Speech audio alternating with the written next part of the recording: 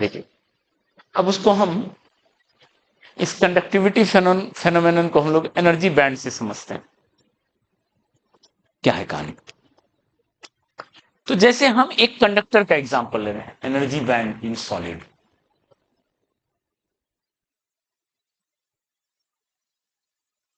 ठीक है, मान लो कोई एक कंडक्टर का एग्जांपल लिए, सोडियम से,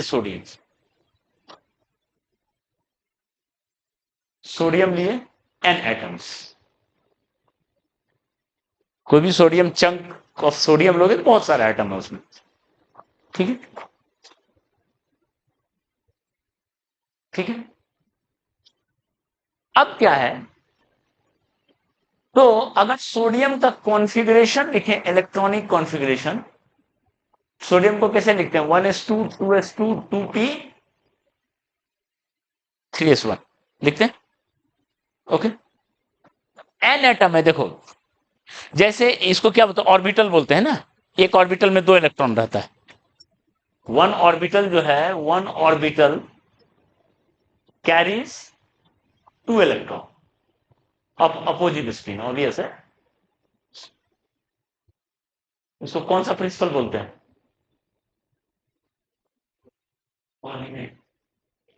पॉलीज एक्सक्लूजन प्रिंसिपल। ठीक है, इसमें बहुत डीप फिजिक्स लगा हुआ है। अभी पढ़ते हो तुम लोग केमिस्ट्री के लिए, तो जो अभी तुम केमिस्ट्री में पढ़ते हो सब फिजिक्स का चीज है। इसमें इसका जो मैथ्स है वो इस लेवल में नहीं है, इसलिए वो केमिस्ट्री में है। ठीक है, जो पॉलीज एक्सक्लूजन प्रिंसिपल बहुत बहुत जबरदस्त उसका मैथ्स है, कैसे वो अपोजिट स्पिन का है। खैर, वो तो फिर हायर फिजिक्स का चीज है। हो सकता है तुम लोग इंजीनियरिंग में जाओ तो पढ़ना पड़े, क्वांटम फिजिक्स इसमें है। ठीक है, खैर यहाँ देख लो, तो एक ऑर्बिटल में दो इलेक्ट्रॉन रहेगा, मतलब उसमें दो स्पेस है। तो अगर 1s की बात करें तो 1s में एक एटम में दो स्पेस है, तो n एटम है तो 2n स्पेस हो गया। यानी अगर 1s2 लिखें, इसका मतलब 2n स्टेट था यहां, एक स्पेस को एक स्टेट बोल रहे हैं, 2n स्टेट था। और एंड ऑल फील्ड, सारा भरा हुआ है, सब भरा हुआ है। 2s2 लिखें, ऑब्वियस है, फिर 2n स्टेट है एंड ऑल फील्ड। 2p6 लिखें, क्या लिखें, कितना, 6n state all field 3s1, 2n state and n state field. Field आधा फील्ड है एंड n स्टेट इज, और ये एम्प्टी स्टेट जो है यही रिस्पॉन्सिबल है कंडक्शन के लिए।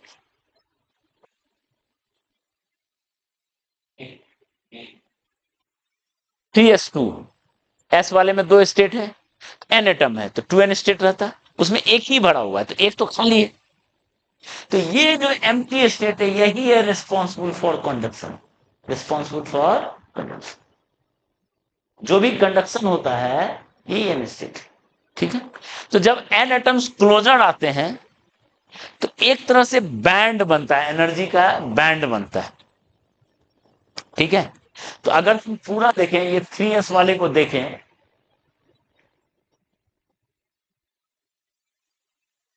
ठीक है, उसमें भी हर 3s का जितना एटम है सब कैसा एनर्जी नहीं रहेगा, उसका भी एनर्जी वेरी करेगा। तो अगर पूरा 2n state of 3s orbital देखें, बाकी तो सब फील्ड है, ये आधा फील्ड है,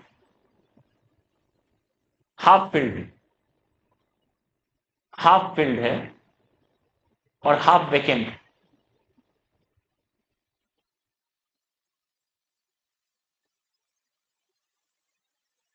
ठीक है, हाफ फील्ड है और हाफ वैकेंट। ओके, और यहां से यहां जाने में, इलेक्ट्रॉन को जंप करने में कोई दिक्कत नहीं है, स्लाइड डिफरेंस है। मतलब एक जो बैंड बना, फील्ड स्टेट का एक एनर्जी लेवल तक हुआ, यहां तक है, और उसके बाद एम्प्टी है, तो आराम से इलेक्ट्रॉन क्या है, easily jump, almost getting zero energy.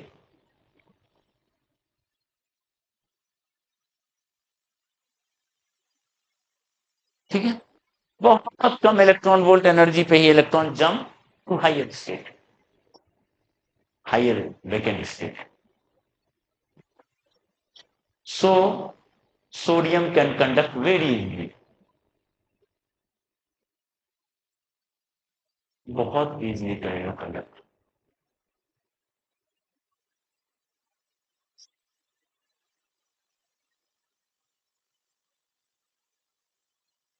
ठीक है. तो अब देखो, जिस स्टेट तक फील्ड रहता है, जिस स्टेट तक, जिस हाईएस्ट स्टेट तक एनर्जी, जैसे आप लोग बोर्स मॉडल पढ़े हुए, एनर्जी का स्टेट है, सब वहां यहाँ कहानी है. जो फील्ड स्टेट है उसका टॉप लेवल को कहते हैं वैलेंस बैंड, और जो एम्प्टी स्टेट है उसके लोएस्ट एनर्जी को कहते हैं कंडक्शन बैंड. तो वैलेंस बैंड से कंडक्शन बैंड में जंप करना जितना आसान रहेगा उतना अच्छा वो कंडक्ट करेगा. बेसिक यही फंडा, बेसिक फंडा यही है. तो मतलब अब हम theory of valence band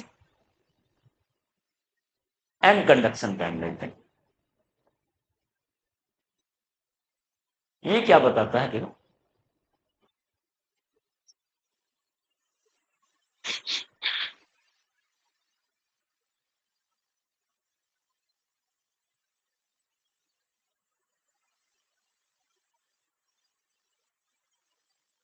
the top energy level of field state is called valence band, and the bottom energy level of empty state is called conduction band.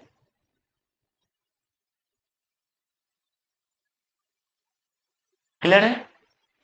Okay. The ease with which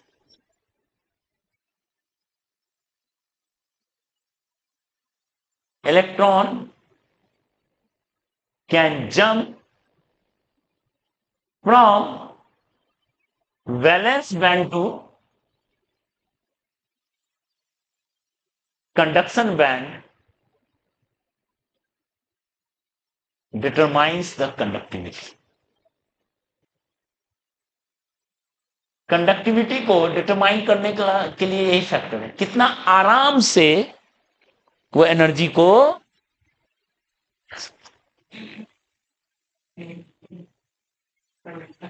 conduction. ठीक है. तो अगर हम तीनों का draw करें, ये देखिए, ये है कंडक्शन बैंड. ठीक है, ये है कंडक्शन बैंड. और वैलेंस बैंड तो इस ओवरलैप ऑलमोस्ट किया हुआ, देख लो ना. वैलेंस बैंड प्योर कंडक्टर की बात कर रहे हैं. वैलेंस बैंड जो है इसको ओवरलैप किया हुआ, ये प्योर कंडक्टर है. इसमें तो कुछ चाहिए ही नहीं, इसी में है, ऑलमोस्ट नेग्लिजिबल एनर्जी में चला जाएगा. ठीक है, ऑलमोस्ट नेग्लिजिबल एनर्जी में चला जाएगा. ओमिक कंडक्टर है जिनमें, कॉपर का, एल्युमिनियम का, तो थोड़ा सा डिफरेंस है बिल्कुल. ठीक है, थोड़ा सा डिफरेंस है. ये है वैलेंस बैंड, ये है कंडक्शन बैंड.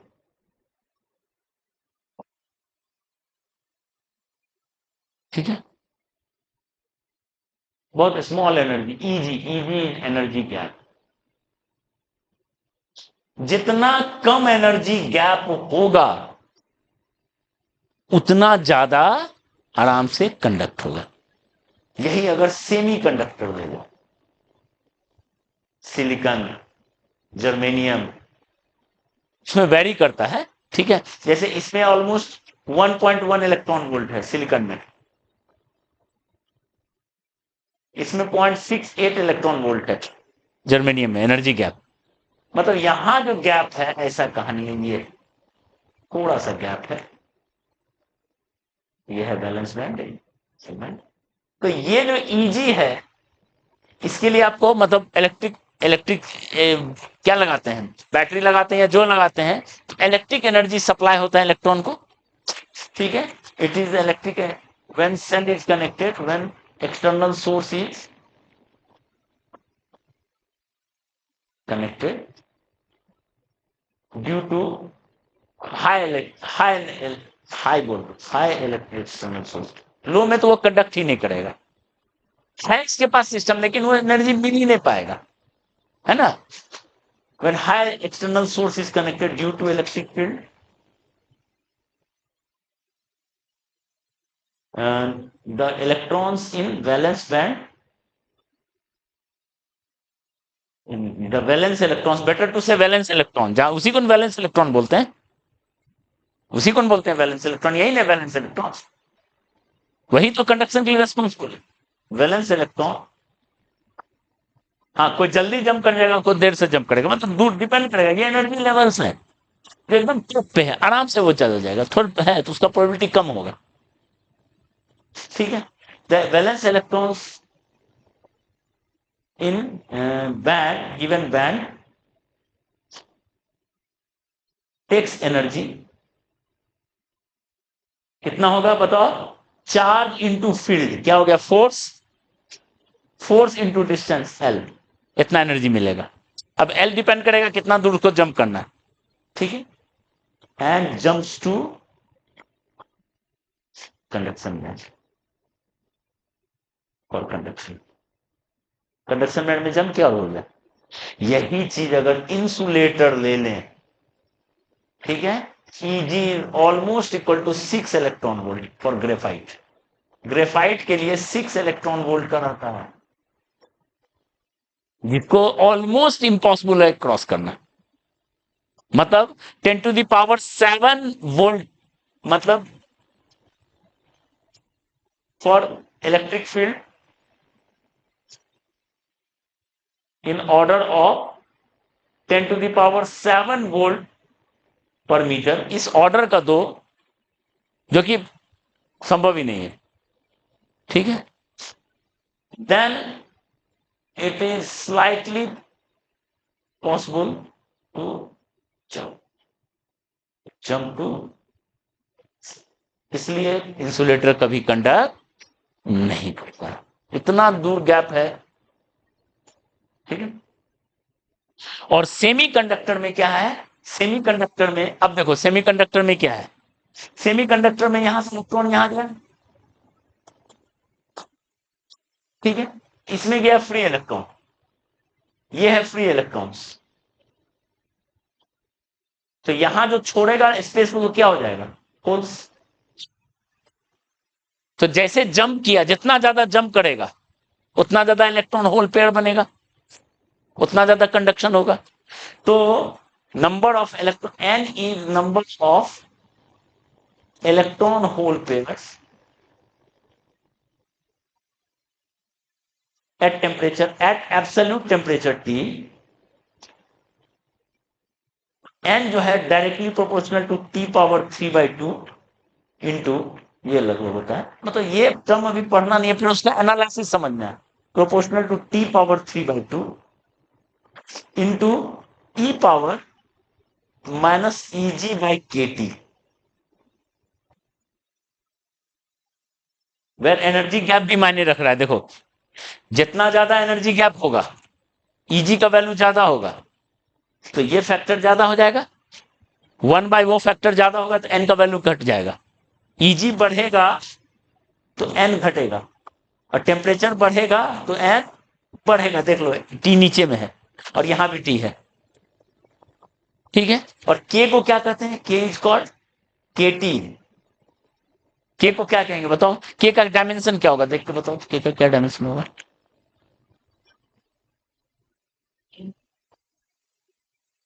जूल पर केल्विन, यूनिट ऑफ K देखो ना, क्योंकि E का पावर यूनिटलेस रहना चाहिए, E का पावर यूनिटलेस रहना चाहिए, ऊपर एनर्जी है नीचे टेम्परेचर है, तो जूल पर केल्विन, ठीक है। K हैज यूनिट जूल पर केल्विन। बात समझ में आ रहा है, जूल पर केल्विन क्यों? और इसको के इज कॉल्ड क्या कहते हैं बताओ? के थर्मोडायनेमिक्स में पढ़े हो, बोल्ट्जमैन कांस्टेंट।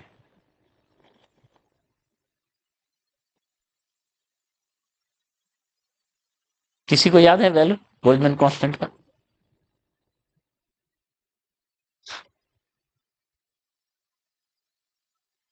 1.38 इंटू 10⁻³ जूल पर केल्विन।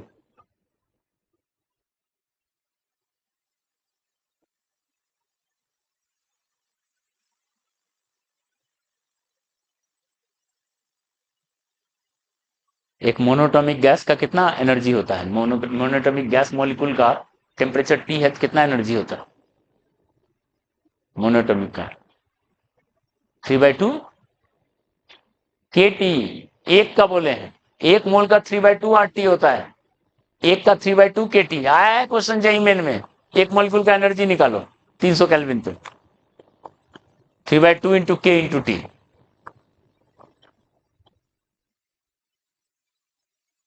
हम रिवीजन का शेड्यूल भेज देते हैं इस वीक में। हमको आर्यन एक आध बार मैसेज कर देना रिवीजन का शेड्यूल भेजने का, ठीक है? रिवाइज नहीं होगा, हमको समझ में आ रहा है, ऐसे छोड़ देंगे रिवाइज नहीं होगा। बेसिक बेसिक फार्मूला ही गायब है सबसे। हम रोज पूछ रहे हैं, कल पुलिस लाइन में 5 फार्मूला पूछे, ठीक है? पांचों में कोई नहीं बता पाया, एकदम बेसिक फार्मूला।